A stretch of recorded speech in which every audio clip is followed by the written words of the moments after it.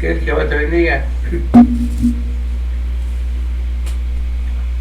Bueno, vamos a continuar con nuestro tema y vamos a terminar en esta ocasión lo que hemos estado viendo respecto de la ubicación histórica del Señor Jesucristo, tomando como referencia personajes que hubo en su momento. Nos quedamos y vimos que el Señor Jesucristo, lo que significa Jesucristo, lo que significa Jesús, Cristo, Mesías, y hablamos de Jesucristo que nació en los tiempos de Octavio Augusto, en el 24 antes del Cristo hasta el 14 después de Cristo, periodo en el cual gobernó. Murió en los tiempos de Tiberio, que gobernó entre el 14 después de Cristo al 37 después de Cristo.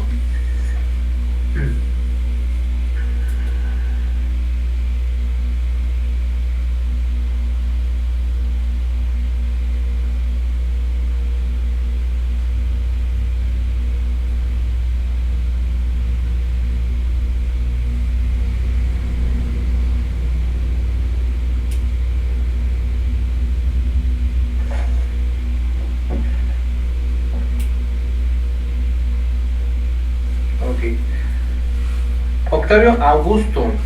Octavio Augusto, por ahí se lo pueden encontrar. Su nombre completo fue Cayo Julio César Octaviano, también llamado Augusto o César Augusto. Él nació en Roma en el año 63 a.C. y murió en Nola, Nápoles, el 14 después de Cristo. Fue el primer emperador romano. Procedía de una rica familia del orden ecuestre de Beletri. Su abuelo fue banquero y su padre pretor de Macedonia. Por parte de madre era sobrino de Julio César, el cual adoptó en el 45 a.C. y le designó como heredero. Tras la muerte de César, entabló la lucha contra el que había sido su lugarteniente Marco Antonio. Para ello contó en el apoyo de Cicerón y de los republicanos del Senado, que esperaban dividir a los cesaristas enfrentándoles entre sí. También contó con el apoyo de los grandes financieros como mecenas, lo que le permitió costearse un ejército propio. Y aquí hablamos que Jesucristo, cuando nació, ¿quién estaba como rey? Ya eso ya lo habíamos checado. ¿Quién estaba como rey gobernando en ese entonces cuando nació Jesucristo?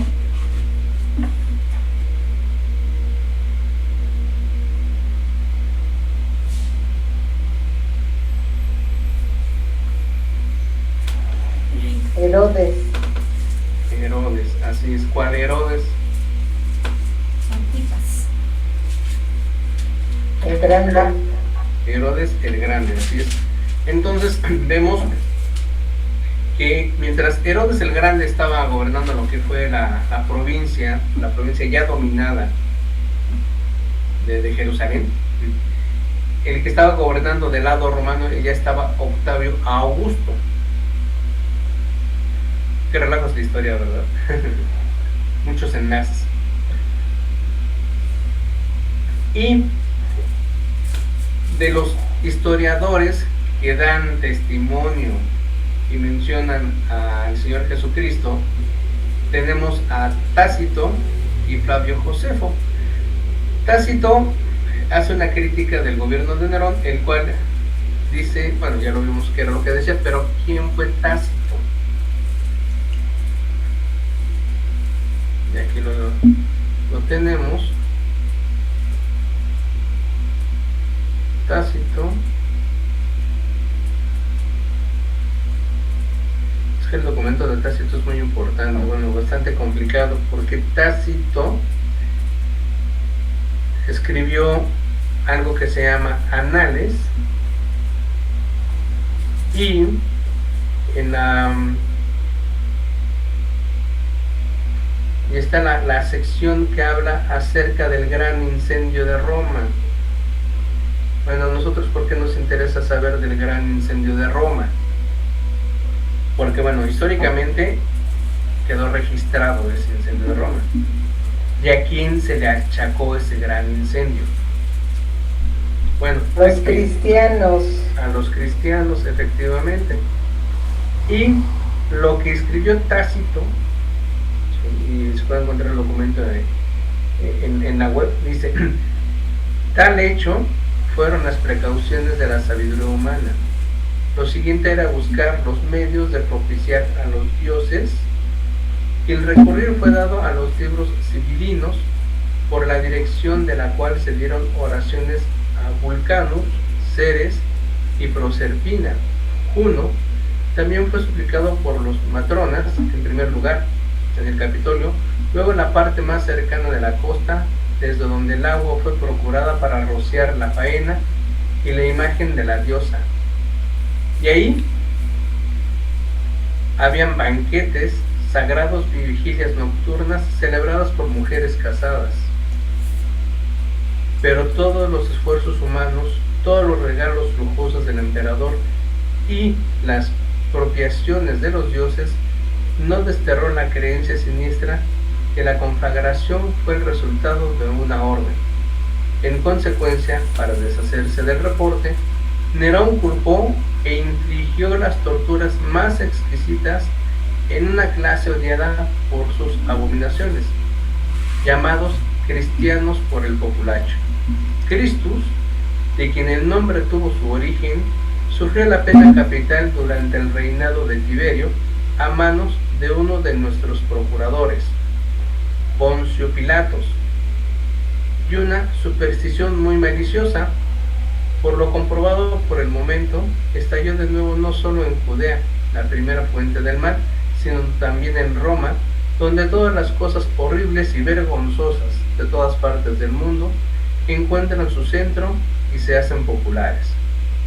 En consecuencia, una detención se realizó en primer lugar a todo quien se declaró culpable, y luego, sobre a su información, una inmensa multitud fue condenada, no tanto por el delito de quemar la ciudad como de odio contra la humanidad.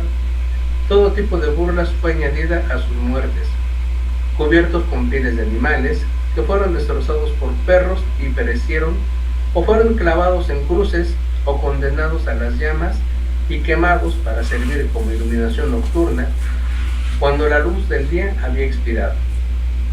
Nerón ofreció sus jardines para el espectáculo y exhibía un espectáculo en el circo, mientras se mezclaba con la parte en el vestido de un auriga o permanecía de pie en un coche. Por lo tanto, incluso para los criminales que merecían castigo extremo y ejemplar, surgió un sentimiento de compasión, porque no lo era, al parecer, por el bien público, sino para saciar la crueldad de un hombre que estaban siendo destruidos. Esto fue registrado por Tácito, y habla específicamente de Nerón, y habla específicamente de Poncio Pilatos, y está registrado. Ahora bien, habíamos mencionado que todo esto es para justificar el por qué creemos en Jesucristo.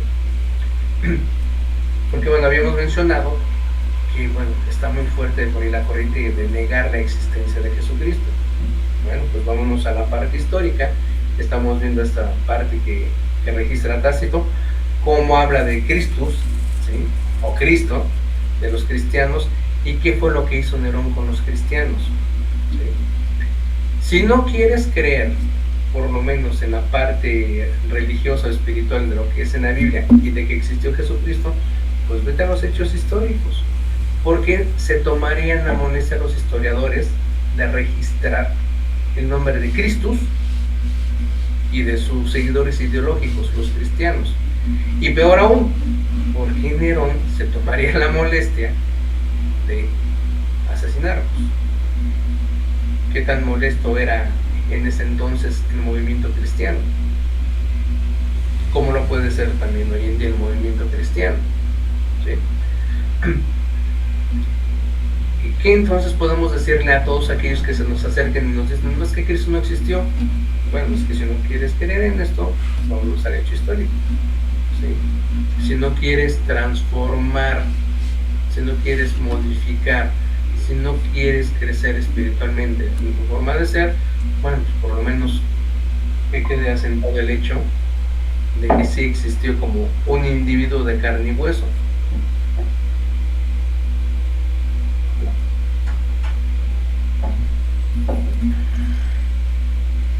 Hay un texto,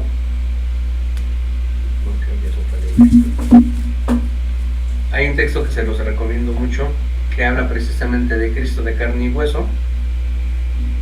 Pueden buscarlo y netamente es todo lo que fue Jesucristo analizado y visto desde el punto de vista 100% material.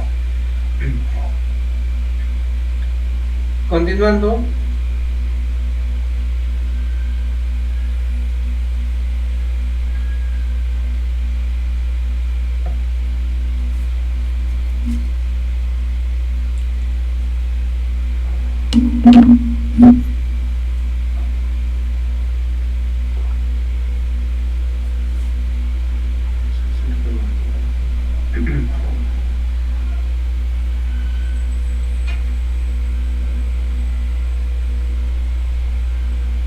vamos a hablar de Herodes. Herodes lo encontramos en los pasajes de Mateo 2, 1 al 7.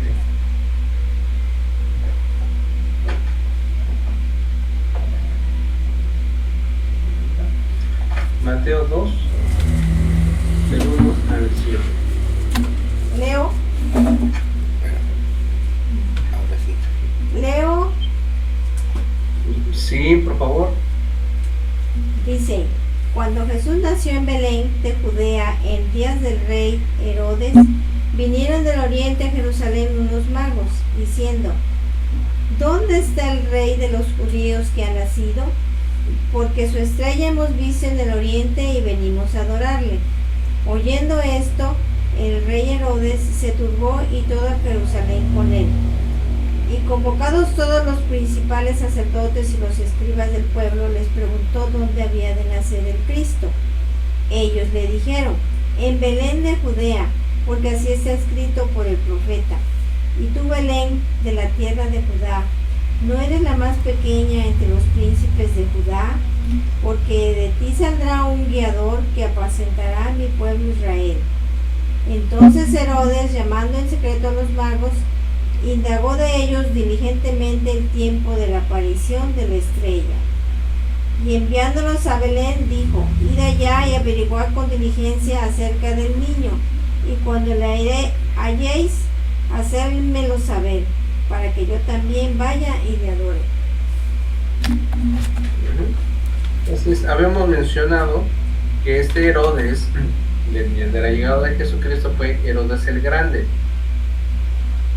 Y mencionamos también que el Herodes que lo manda a matar fue Herodes, ¿qué? Antipas. Así es. También vimos las fechas de cada uno de ellos. Y vimos también que Herodes el Grande, él nació, déjenme ver la parte, se calcula, se visualiza que él nació en Idumea entre el año 73 y 74 antes de Cristo, en Jericó, en la región de Judea. Muere en la región de Judea en el año 4 después de Cristo. Por eso cuando hablamos de los Herodes, específicamente sí hay que ser muy, muy claros. O sea, Herodes el Grande fue el que lo mandó a buscar cuando bebé, y Herodes Antipas fue el que lo mandó a matar. Veamos qué dice Lucas 23, del 3 al 12.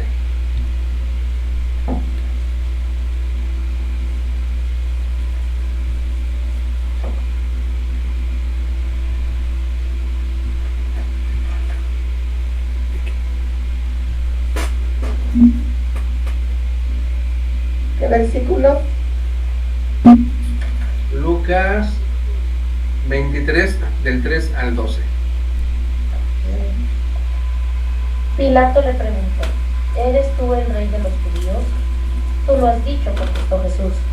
Entonces Pilato dijo a los jefes de los sacerdotes y a la gente, no encuentro en este hombre razón para condenarlo. pero ellos insistieron con más fuerza. Con sus enseñanzas se está alborotando a todo el pueblo. Comenzó en Galilea y ahora sigue haciéndolo aquí en Judea. Al oír esto, Pilato preguntó si el hombre era de Galilea, y al saber que Jesús era de la jurisdicción de Herodes, se lo envió, pues él también se encontraba aquellos días en Jerusalén.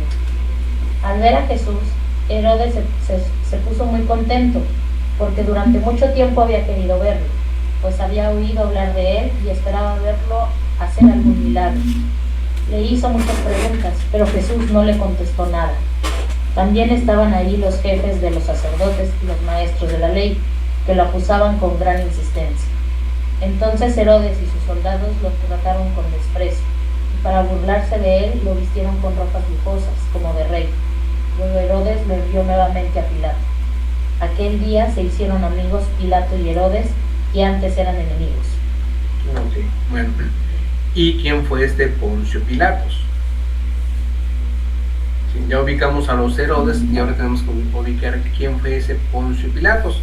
Bueno, Poncio Pilatos se tiene como gobernador romano de Judea.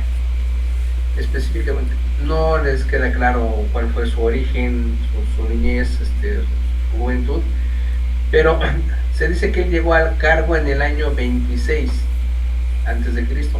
Poncio Pilatos se ganó pronto la hostilidad de los judíos al pretender introducir el culto imperial mediante la colocación de imágenes pintadas del César. O sea, él pretendía inculcar la idolatría dentro de la región, dentro de las regiones hebreas. Tras esto volvió a provocar las iras del pueblo al querer pagar un acueducto con los fondos del tesoro del templo. Ahora vamos entendiendo por qué Herodes y Poncio no se llevaban, porque Poncio estaba violando por completo todas las tradiciones judías. Según la tradición cristiana, Poncio Pilatos fue el responsable de la condena de Jesús de Nazaret a la cruz, que decretó por instigación de la jerarquía religiosa.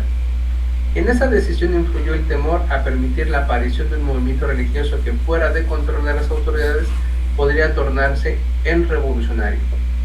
En el año 37, Pilatos fue destituido de su cargo por el gobernador de Siria, Vitelio, a causa de la dureza con la que había reprimido a los samaritanos en el Garizim. Y bueno, pues no hay mucho más datos de Poncio Pilatos, pero es ahí donde entendemos por qué no se llevaba con Herodes, hasta el punto en que mandan a ejecutar a Jesús de Nazaret. Y vemos, ya se menciona que ahí Jesús lo detienen porque ya lo estaban viendo como una amenaza revolucionaria por su ideología, por la forma de hacer las cosas. En la Biblia nos dice y nos da a entender que, bueno, como el Hijo de Dios, ¿sí? Sufre el castigo, sufre la pena de muerte, pero ellos en su momento lo estaban viendo como un instigador, como un alborotador, como un revolucionario que pudiera sublevar a todos los judíos. Entonces, una vez muerto, bueno, pues ya se calma la situación y pues hacen las paces y se hacen cuates, ¿verdad? ¿Alguna pregunta, alguna aportación hasta este punto?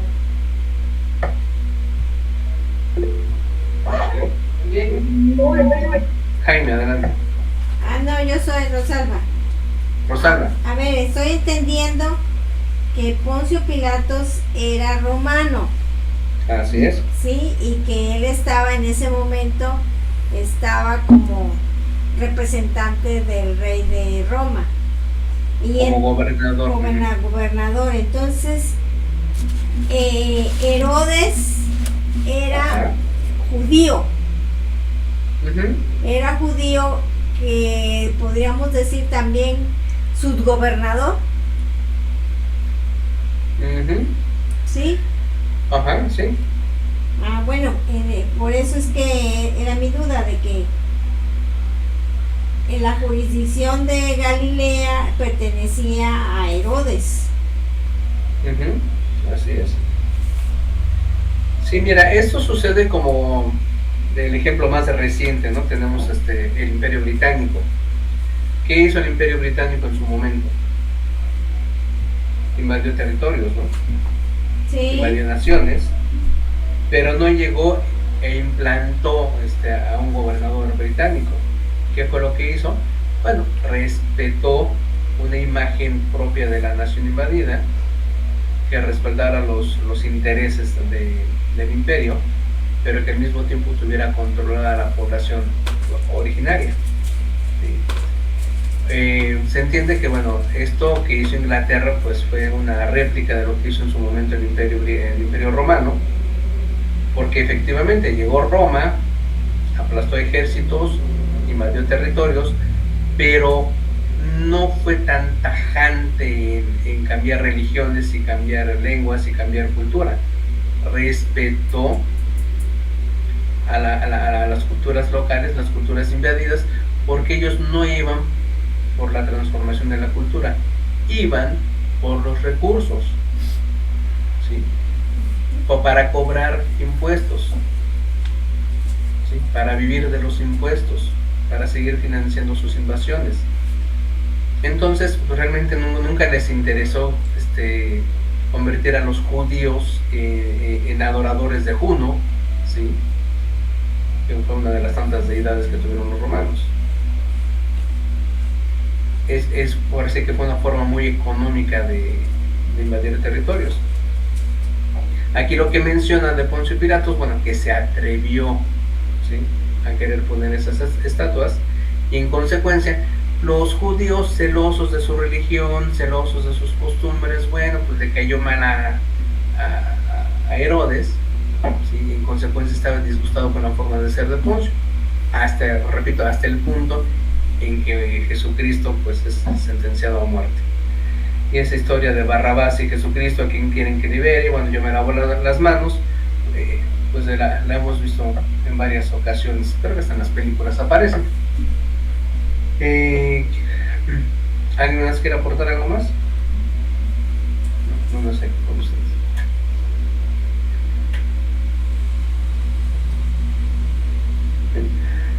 Ya les había yo mencionado cuando fallece Herodes que hay una diferencia de 4 años, pero bueno, es que en ese entonces pues la gente no reconocía, ni siquiera sabía que la persona que habían crucificado realmente era el Mesías.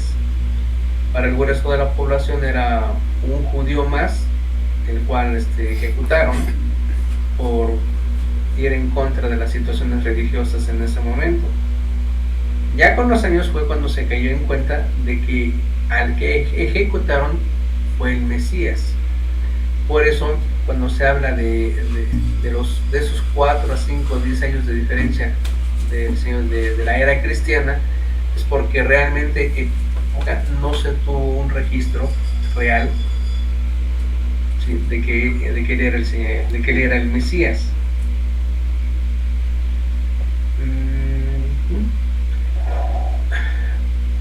Bueno, mencionamos a Nerón. ¿Quién fue Nerón?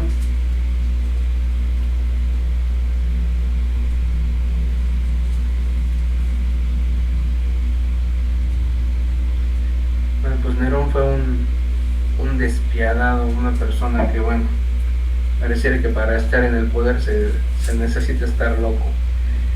Lucio Domitio Claudio Nerón, Ancio Lacio, 37 Roma, nació en el año 37 de Roma y murió Lacio 37, Roma 68, murió en Roma en el 68. Emperador romano, último de la dinastía Julio Claudia, era hijo del primer matrimonio de la segunda mujer de Claudio, Agripina la joven, y por tanto tataranieto de Augusto.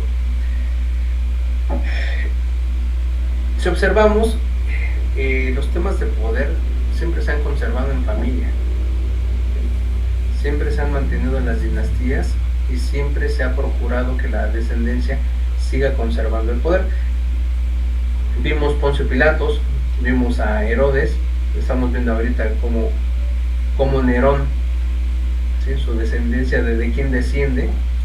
Agripina convenció a Claudio para que adoptara a Nerón en el año 51, señalándole como heredero de la diadema imperial en lugar del que se suponía su propio hijo británico, nacido del matrimonio con Mesalina. Para fortalecer su posición, Agripina casó a Nerón con otra hija del emperador Claudio, llamada Octavia, en el 53. Finalmente Agripina asesinó al emperador en el 54, dejando el camino libre para su hijo. Este fue proclamado emperador con solo 17 años por la Guardia Pretoriana, dirigida por el prefecto Burro. Sí, así se llama, Burro. El reinado de Nerón, del 54 al 68, se inició bajo la influencia de Burro y del filósofo Séneca, preceptor de Nerón, a través de los cuales era Agripina la verdadera dueña del poder.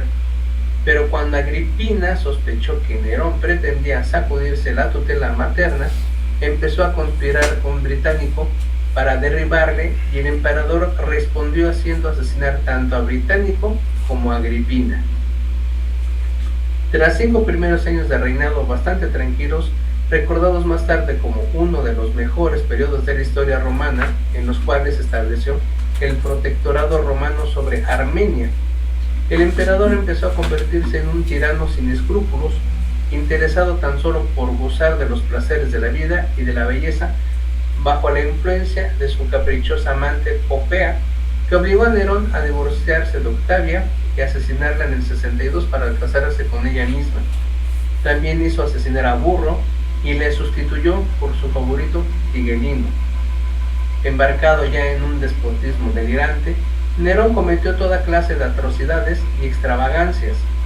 Se dedicó a hacerse adular como poeta, músico, bailarín y deportista en actuaciones públicas. Hizo arder la ciudad de Roma para reconstruirla a su gusto. Desató persecuciones contra los cristianos, acusándoles de ser los culpables del incendio. Intentó ganarse al pueblo con espectáculos y regalos en los que arruinó el tesoro imperial, e incluso provocó la muerte de Popea, haciéndola abortar de una patada durante un exceso de cólera. Sí, estaba loco. Una conjura organizada por Pisón para derrocarla fue descubierta y castigada. Como represalia, Nerón ordenó suicidarse, entre otros, a sus antiguos amigos Séneca y Petronio. 3 años después se rebelaba contra él los gobernadores de las Galias, la Hispania Citeror y Lusitania, Otón. La rebelión halló eco en el Senado, que acordó de poner al emperador en el 68. Nerón se hizo matar por su secretario cuando iba a ser arrestado, dando paso a un año de confusión en el que pugnaron por el poder 4 emperadores: Galba, Vitelio, Otón y Vespasiano.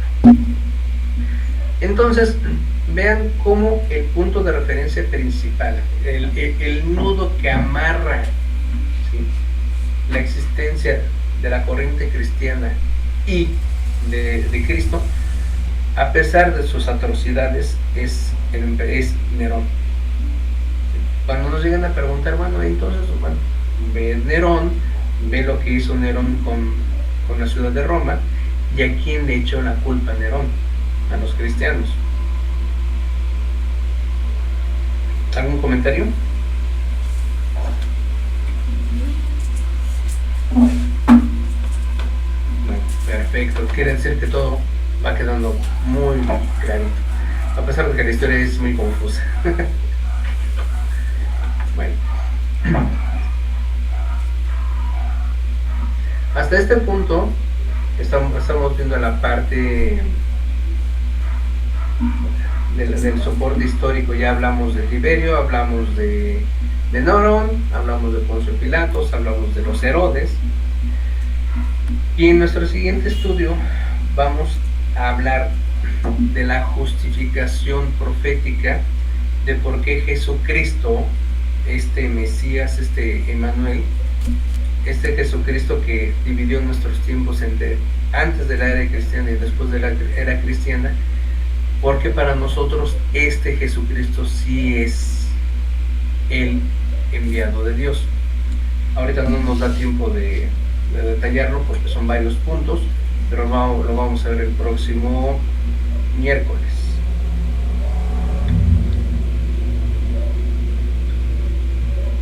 Ok, bueno, ahora fue muy breve, nada más era para complementar lo que estaba pendiente del mes anterior. ¿Algún comentario? Sino ya para despedirnos. Bueno, antes de que nos vayamos, pues Jehová sea contigo y te bendiga y te fortalezca, porque pues el deceso de tu tío, entonces pues deseamos que todos estén fortalecidos. Señor te bendiga. Gracias. Pues bueno, nosotros estamos fortalecidos y realmente cuando uno acompaña a los familiares es para compartir esa fortaleza. Y pues ok, efectivamente sí se hace pechito, es normal, pero pues tenemos que estar firmes, ¿no? Y hacer conciencia de que pues tarde o temprano nos va a tocar a nosotros. Sí, ya estamos en los cambios de generación, entonces estar consciente de esos cambios. Que va a tener de... Bueno, pues vamos a despedirnos.